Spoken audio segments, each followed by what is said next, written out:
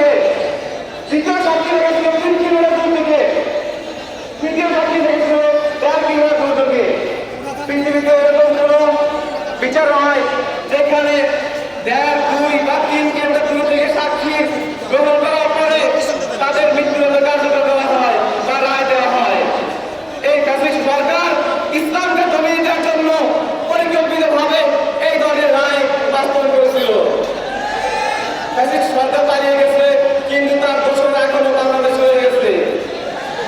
আমি বলতে চাই অন্তর্বর্তীকালীন সরকারের আইনমন্ত্রী উপদেষ্টা, আপনি দিল্লির দাবিদারি করতে গিয়ে ইসলাম প্রতিনিধির সাথে বাড়াবাড়ি করবেন না।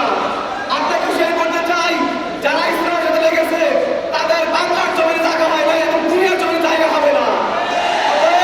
ইসলামের শত্রুদেরকে শেয়ার করতে চাই, আপনারা ইসলামকে সম্মান করেন, ইসলামের প্রতি চলতে দেন।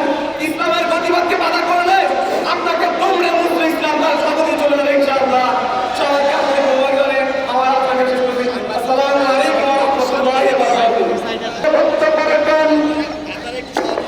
বাংলাদেশ